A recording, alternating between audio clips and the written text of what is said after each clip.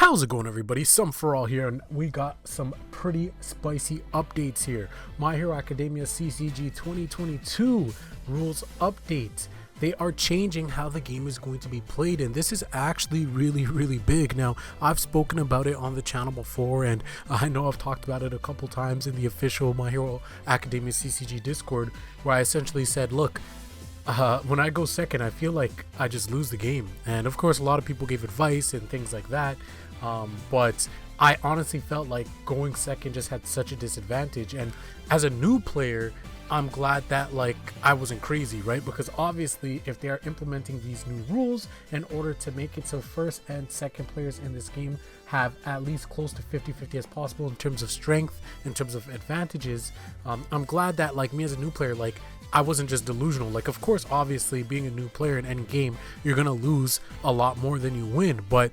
I myself seen a noticeable difference from when I went first and when I went second. There were games where I won straight up because I just went first and I got a good build, and the person went second and they didn't get a good build, and I was able to just OTK with Suyu, right? So it's like I'm happy that they identified things like this, and they're making these changes, especially very early on and right before the official circuit starts, because to me that shows that they are invested and they're serious in the development of this game.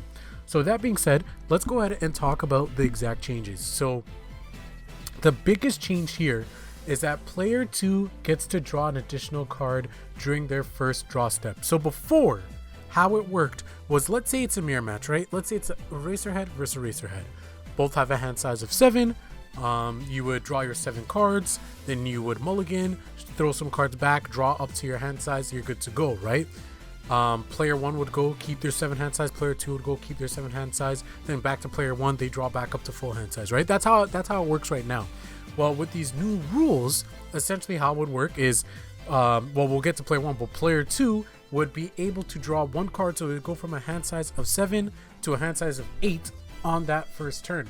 Now, one thing that I want to point out is that it is optional. They said it here, drawing 1 extra card during their first turn is optional, and it's on their first turn only. So player 2 does not get a permanent +1 hand size increase. That would be extremely busted, extremely broken. It's just for the start of the game, and I think that the biggest reason for that, I'm sure all of us can relate to when you go second, is you really have to think about which cards you're going to play to build as foundations and which ones you're going to hold to block, because you know that at the end of your first turn, it's going to be the start of your opponent's second turn, and they can start swinging, they can start attacking.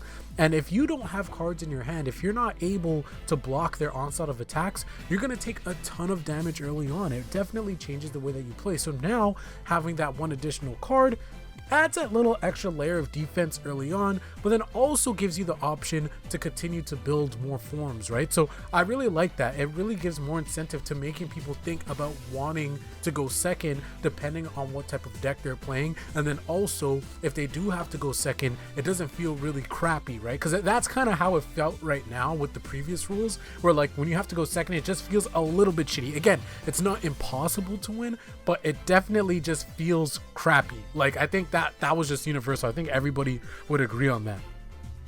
Now, one of the other changes is they're changing how mulligans work. So player 2's mulligan remains unchanged. They can still choose any individual cards they don't want in their opening hand and draw replacement cards before shuffling back into the deck, right? So player 2, nothing changes. Now player 1, it's a lot more risky. So again, let's use the Eraserhead example. You draw your 7 cards, right? So player 1, the Eraserhead mulligan, is a lot more risky now, with them having to make an all or nothing decision to place their entire hand to the bottom of the deck and draw a new hand. So I'm Eraserhead, I'm player 1, I draw my 7 cards, don't like my hand. No, I don't get to pick and choose, kind of like how we did in the previous format. How it's gonna work now is I gotta put my whole 7 cards to the bottom of my deck and draw a fresh 7. I'm not allowed to touch my deck to shuffle it either. The only time I can do that is when I'm satisfied with my hand, because you can mulligan up to 2 times. So say I did that for the first time and I draw a new 7 cards. I'm like, I like these 7 cards. Now I can shuffle my deck. Now we're good to go. I can then choose to say, you know what? I don't like these 7 cards either. Put those to the bottom of my deck, draw another 7 cards. Now we shuffle the deck. So it's a lot more riskier for player one. This is interesting. I feel like this could be really fun. I really want to see how this develops. I want to see how this kind of changes the game. Honestly, I really like these changes. I mean, if a lot of people complain, if a lot of people think it's terrible and the game doesn't feel good, I'm sure they'll change it back. They've clearly shown us that they're willing to experiment and try things with the game, so it's as healthy and as enjoyable as possible for not only just veterans but for new players like me. And so anytime a company's invested like that, because it's very easy for companies to just say, deal with it, just play, like, we'll just release product, buy our product, etc, boom. But like when companies are really trying to make sure that their game is in its healthiest state possible, it means that they care about the game, and ultimately the game's gonna last longer, right?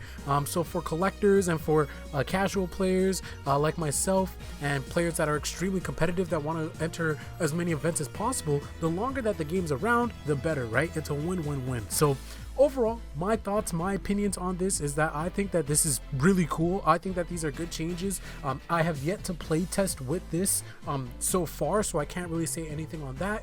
Maybe I'll come back to you guys with another video once I get some more games under my belt, going second, and talk to you guys about my opinion on that. But with that being said, let me know what your guys' opinion are in the comment section below. I'm very curious to find out your thoughts on these rule changes. Take care, guys. I'll catch you guys soon. Peace.